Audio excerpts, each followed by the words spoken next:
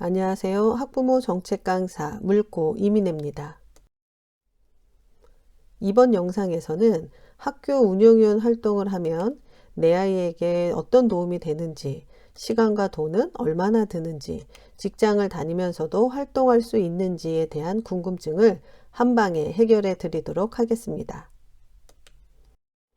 운영위원 활동을 하면 우리 아이에게 도움이 될까? 답부터 얘기하자면 네, 도움 됩니다. 우리 아이뿐만 아니라 우리 아이가 다니는 학교의 모든 학생들에게 도움이 됩니다. 이런 이야기 들어보신 적 있죠? 추워 죽겠는데 학교에서 패딩 입지 말래요. 이런 경우는 학교 학칙에 복장은 지정된 교복으로 착용하며 자유복은 학교장이 허락할 경우에만 착용할 수 있다라고 되어 있기 때문입니다. 말도 안 되죠. 이런 학칙이 존재하는 이유는 우리 어른들이 무관심해서이거나 학칙을 바꿀 수 있다는 걸 모르기 때문입니다. 이런 뉴스도 있어요. 흰색 속옷 안 입으면 벌점 받는 학교. 역시 말도 안 되죠. 많이 바뀌기는 했지만 이게 현실입니다. 이 또한 학칙에 양말과 속옷색을 지정해 놨기 때문입니다. 학칙이 있는데 지키지 않으면 벌점을 받거나 학칙 위반이 되는 거죠. 그럼 이런 잘못된 학칙을 바꿔야겠죠. 학칙을 바꿀 수 있는 곳이 바로 학교 운영위원회입니다.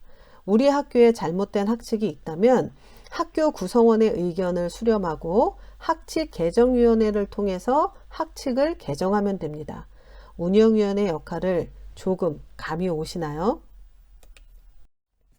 초등학교의 경우도 한번 볼게요. 요즘은 학생 수가 많다 보니 사용하지 않는 유휴교실이 많아지고 있습니다. 이런 유휴교실을 어떻게 활용할지 논의하는 것도 운영위원회입니다. 미세먼지로 운동장에서 뛰어놀 수 없는 아이들을 위해 만든 실내 놀이터라든지 책을 누워서도 편히 읽을 수 있는 편안한 도서관 등으로 변화를 주는 학교도 있습니다. 1학년 교실을 온돌교실로 만든 학교도 있어요. 우리 1학년 친구들이 유치원에서 방바닥 생활을 하다 학교에 와서 차가운 교실 바닥에 앉아 노는 모습을 보고 온도를 깔았다고 해요. 아이들의 반응도 좋고 교사의 만족도도 높다고 합니다. 이런 건 역시 학교 운영위원회에서 추진할 수 있는 일이에요. 여러분도 운영위원으로 활동해서 우리 아이들에게 이런 환경 만들어주고 싶지 않으신가요? 생각의 전환으로 바뀐 학교들 이야기를 한번 해볼게요. 중고등학생들 교복 너무 불편하다고 생각하지 않으세요? 여학생들은 짧은 치마가 불편하기도 하고 팔을 편히 들지 못해서 코르셋 교복이라고 부르기도 한대요. 사진처럼 후드티와 반바지가 교복인 학교도 있어요. 학생들의 교복을 바꿔달라는 요청을 운영위원회에서 수렴해서 교복 디자인을 바꾼 거죠. 편한 교복으로 바꾼 학생들의 애교심이 99% 증가했다고 합니다. 이 학교 교장 선생님도 후드티 교복을 입고 출근한다고 하네요. 교복 디자인을 바꿀 수 있는 곳도 운영위원회입니다. 다음 사진은 뉴질랜드의 교복이에요. 너무 편해 보이죠? 추위를 타는 학생도 있고 더위를 타는 학생도 있잖아요. 저렇게 교복이 다양하다면 취향에 맞게 입을 수 있으니 좋지 않을까요? 학생답게 정장 교복을 입어야 한다고 주장하는 분들이 생각만 전환한다면 우리 아이들 편한 교복 입고 학교 생활을 할 수 있지 않을까 생각해 봅니다. 교복은 정장 자켓에 치마나 바지 입어야 한다는 생각을 버리세요. 제발. 교복은 학교에서 생활하기 편하게 입을 수 있는 옷이어야 합니다. 교복을 입는 건 우리 학생들이니 다양한 교복 디자인을 보여주고 학생들의 의견을 수렴하고 학교에서 생활하기 편한 교복으로 바꿔주는 것도 우리 운영위원들이 할 일이 아닌가 싶습니다. 운영위원으로 활동을 하려면 운영위원회 회의에 참석해야 합니다. 운영위원 회의는 학교마다 다른데 1년 동안 5번에서 12번까지 다양하게 열리고 있습니다. 그리고 학교 행사, 입학식, 운동회, 졸업식 등등 운영위원이 초대되니 한 달에 2-3번 이상은 학교에 가야 한다고 생각하시면 됩니다. 열심히 활동하시는 분들은 거의 출근하다시피 활동하시는 분들도 계셔요. 학운위 회의만 참석하시는 분도 계십니다.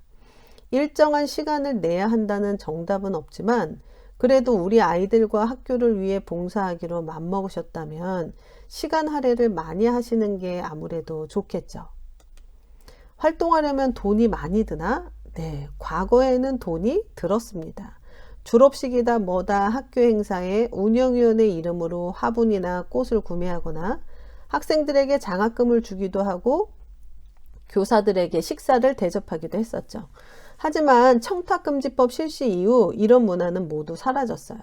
그리고 학교 예산에 운영위원회 예산이 따로 있습니다. 그 예산으로 운영위원회 식사 비용이라든지 연수나 회의 참가 시 교통비가 지급되니 운영위원으로 활동한다고 돈이 들 일은 없습니다. 직장 다니면서도 활동 가능할까요? 예, 가능하기도 하고 불가능하기도 합니다. 왜냐하면 저녁에 운영위원 회의가 진행되는 학교도 있고 평일 낮에 운영위원 회의가 진행되는 학교도 있기 때문입니다. 낮에 회의가 진행되는 비율이 좀 더 많아요. 직장에서 자유롭게 월차를 낼 수 있다면 가능하겠지만 월차를 내기 힘든 직장이라면 학운위 활동에 지장이 좀 많을 겁니다. 이것도 바뀌어야 할 문화죠. 학운위 회의에 가야 되니 월차 신청합니다. 뭐 이런 당연한 문화가 아직은 아닌지라 지금 현실에서는 프리랜서이거나 출퇴근이 자유로운 직장이 아니면 활동하기는 조금 어렵습니다. 운영위원회 임기도 한번 알아볼까요? 시도에 따라서 임기가 다릅니다. 서울시 운영위원회 임기는 2년이고 1회 연임 가능하니 한 학교에서 최장 4년까지 운영위원 활동을 할 수 있습니다. 위원장과 부위원장의 임기는 1년이고 연임 가능하니 매년 위원장으로 선출만 된다면 한 학교에서 최장 4년까지 운영위원장이나 부위원장으로 활동할 수 있습니다. 경기 지역도 한번 볼까요? 경기의 경우는 운영위원회 임기는 1년이고 2년 차에 연임 가능하니 한 학교에서 최장 3년까지 운영위원으로 활동할 수 있고요. 운영위원장과 부위원장의 임기는 1년이고 1회 중임 가능하니 한 학교에서 최장 2년까지 운영위원장이나 부위원장으로 활동하실 수 있습니다. 이렇게 지자체에 따라 운영위원회 임기가 다르니 본인이 사는 지역의 운영위원 임기를 확인하시면 될 것 같아요. 그러면 왜 이렇게 지역마다 운영위원 임기가 다를까요? 규정이 바뀌었다는 것은 문제가 있어서 개정을 했다라는 소리입니다. 과거에는 운영위원 임기가 1년이고 연임 가능했었어요. 그러니 6년이고 9년이고 자녀가 그 학교에 다니기만 하면 얼마든지 운영위원을 연속해서 할 수 있었습니다. 그러다 보니 운영위원회에 새로운 운영위원이 들어올 수 없었죠.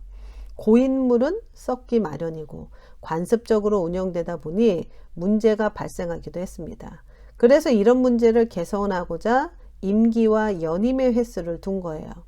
다양한 운영위원들이 참여할 수 있는 통로를 만들기 위해 규정이 개정된 거고 각 지역마다 임기가 다른 겁니다.